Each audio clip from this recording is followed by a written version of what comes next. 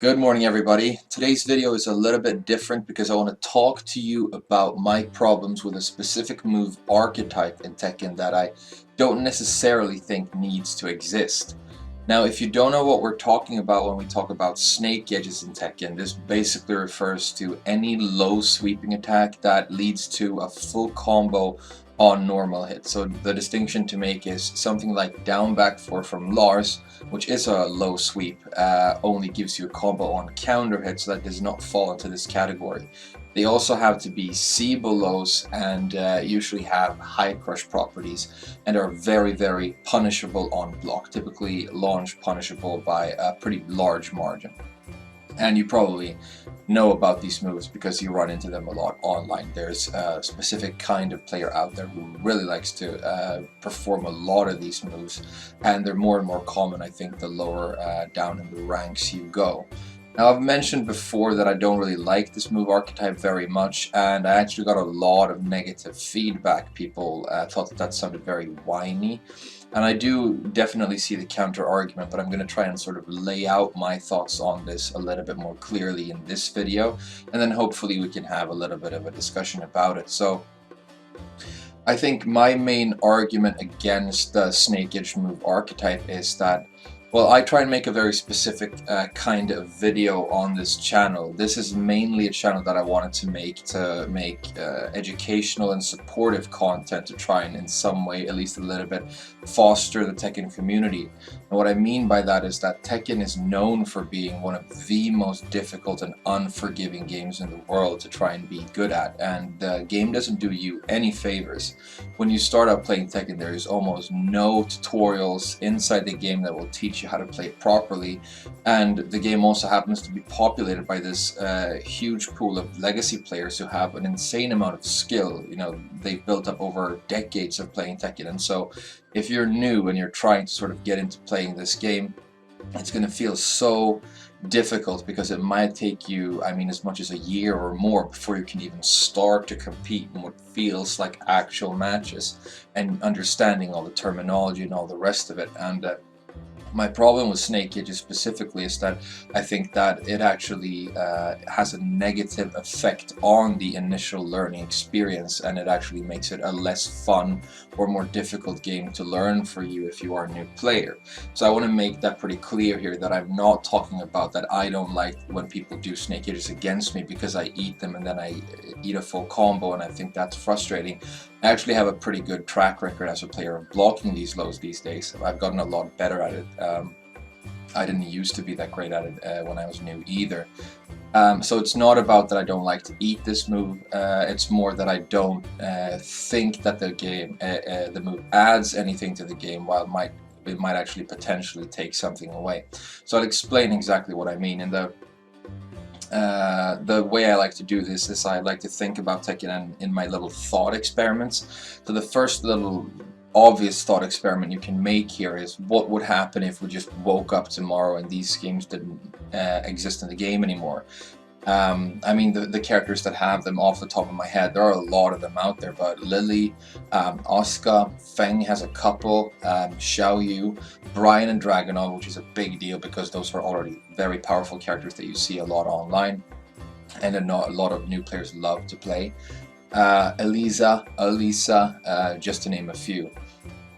All these moves are completely removed from the game. What happens? Well, the first thing to actually notice is that I think that the impact would almost only be on the online environment, because in the tournament scene and really high level play, these moves barely, if at all, get used. And so if you were to watch a game of Nobi playing Dragunov against somebody's like whoever who plays Xiao Yu, Tanikona's Xiao Yu or whatever, I doubt that these players would suffer and that the game would look much different because these moves have disappeared. Not only because high-level players tend not to use them because of the higher risk involved, but also because these moves actually don't have any kind of synergy with the rest of the move list of the character. They don't actually fill a role or a niche. They're more like you throw them out, you gamble, and then the only synergy you have is the combo that you get afterwards. So you can think about almost any sort of stray move out of a move list for a character Back 3 from Katarina. That's one of that's an obscure move for her, but it's actually the fastest mid poke she has. Has a lot of minus frames on block, so it's a great interruption tool that sort of has a niche and a window of application. And there are specific situations when you're thinking about frame data where you might really want to use a move like that, but a Snake Edge doesn't synergize or fill any kind of role. I mean, I guess if you want to hard read a high, you can try and go under that high and launch it with a Snake Edge, but it's almost exclusively or categorically a better choice to just try and duck that high then and launch it with a while standing move anyway. So you sort of see where I'm going with this. But the moves would disappear, and I don't think that high-level competitive play would suffer or change in any way. I think people who are using the moves a lot online would be frustrated at first, but then they would either be frustrated enough that they stop playing, fine, but a lot of them would have to sort of try and find other ways of dealing their damage, and I think that's a huge opportunity to actually learn how to play some better Tekken, so I think that's a good idea. And this is kind of what I'm trying to get to. What tends to happen with the Snake Edge, and this is something that I'm thinking about right now, because if you watched my last video where I played some Elisa online, I ran into a player who I thought was a textbook example of what I want to talk about. It feels really good to do a large chunk of damage and to get a full combo. And so if you start using low sweeps to get these combos, and that sort of becomes a habit of yours when you're a new player, I think that's a very difficult habit to shake, but it's something that is going to stop working at a certain level where people get fast enough or good enough to block you at least more than half the time. And if you get to that point, you've been using Snake Edges to get to that point, and you haven't spent all that time instead learning more important stuff like fundamentals, you're now in a very bad spot, because you have sort of hampered your own ability to learn the game, and it's going to be a huge and difficult adjustment. And I think that player was such a good example of it, because it seemed like the more the Snake Edge failed, the more he desperately wanted it to connect, and just kept up throwing it out more and more, so it was like his go-to panic move. And I think that's very, very sad, right? So let's talk a little bit more about it in terms of like frame data.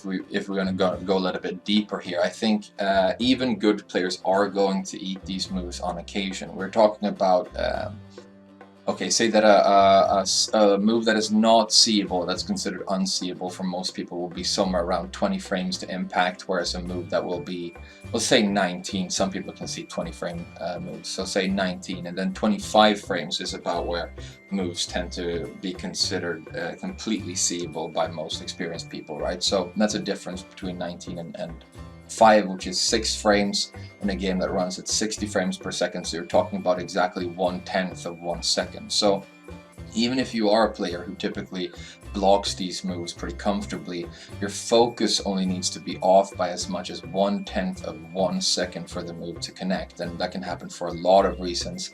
And there's also the issue of you know, lag and all the rest of it. So they are going to hit on occasion. So say, for example, if we're going to have another little thought experiment here, that you are playing online and you run into a player who is just better than you, and you can just tell right away that it's a much more experienced and comfortable player. Maybe you are trying your hardest on your main character and he's just messing around on an alt he just picked up, and you're sort of on the same rank, but you can feel that in terms of like fundamentals and movement and experience, you're up against somebody who's much better than you, and who you would probably really struggle to beat in a match of Tekken. Say that against this guy, maybe he's going to block 8 out of 10 Snake Edges online, so he has a good chance of actually launching you, dealing a lot of damage to you, if you try and throw this move out. But let's put it this way. What if I remove the Snake Edge from your move list, and I instead go to your controller or your arcade stick, and I put a red button on the back of it, and this red button is your panic button, your literal panic button. When you press your panic button, I have magically given you a panic button that when you press it, well, 80% of the time blow your own character up and launch it and deal a full combo worth of damage to your own character. But 20% of the time when you press your panic button, it will actually just blow up the opponent for 70 damage instead. That is a little bit of a stretch in terms of an analogy, but I think you still sort of see what I mean. Say that you're in a situation where you're about to lose a round, but you've dealt some damage to your opponent. They're probably going to lose. The next couple of pokes or the next single move is going to be it for you. You might as well gamble and press your panic button and see what happens. And 20% of the time, your opponent gets blown up for 70 damage and you might take that round. Now, do you feel like you did something skillful, or that you applied some sort of actual strategy? Do you feel like that is a win that you actually earned? Do you think that that's something that is fair in a game that should be considered like a very competitive game? I don't think so. And this is sort of my analogy and my principal problem with the Snake Edge. When you gamble on a move like this, two things can happen. It's either going to connect or get blocked. You're either going to launch somebody or they're going to launch you. But you just press the button and it happens, and then it's sort of up to factors that are kind of out of your control. Any other real launcher, really, when you're trying to set it up in a proper game of Tekken, you are working with hard reads, or you've set it up somehow, or you've moved in a way, or you've seen a whiff, and you're applying it with sort of an element of certainty that it's going to work, because you've sort of created that situation by being good at fundamentals. But in the case of the Snake Edge, I think it's just something that you just randomly press and then you pray. And even if it does connect, I don't really feel like you earned the damage that you dealt. So it's kind of a situation where both players lose. If you eat a Snake Edge and the combo connects and the person who did the Snake Edge does a lot of damage, then the opponent's going to feel shitty because he got hit by a move that he should have just blocked. He shouldn't have gotten hit by it. Now he's probably lost a round and he feels frustrated about that. But the player who performed the move is also relying on sort of these plastic tactics instead of trying to play in more proper ways, and is probably hindering his own development as a player. So it's kind of a lose-lose situation. If you sort of see what I mean. I'm kind of rambling on this subject, but I've been thinking about it a lot lately, and I remember being a new player and thinking that these moves were very odd, and they stood out as a feature that was odd to me, and that's sort of been in my mind ever since. And even now, where I feel pretty comfortable blocking them most of the time, and they're not really a problem for me specifically, every once in a while when I do eat it, it does feel shitty. I mean, obviously, yes, but if you have something that potentially can cause these issues that I'm trying to highlight, and simultaneously actually doesn't add anything or synergize with anything else in the game, you could remove them. And I think the high-level competitive scene, which is the kind of Tekken that I think most of us are aspiring to play anyway. I mean, we're not all top-level world-class tournament pro players, but that's the kind of good Tekken that we want to play and that we're trying to aspire to and that we're practicing to get to. And if in that environment these moves aren't going to be a factor anyway, then do we need them?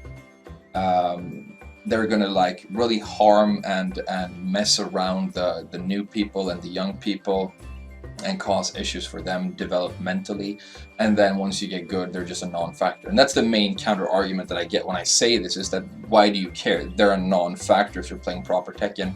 Just get good and block them. And you have a point. That's the good counter argument to what I'm saying. But again, there are people who don't block them. There are good players who eat them on occasion, and it's never really a good or fun situation. And that's kind of the question I want to throw out here before I wrap this up. Is there anybody out there who actually likes these moves? And I mean, I know you can go, I don't care, I don't give a shit because I block him 100% of the time and then I just destroy the scrubs, and that's fine. That's very, very good for you if you feel confident doing that. But do you actually like the moves, and do you think they add something to the game? And is there anybody out there watching this video who would actually be sad to see them go?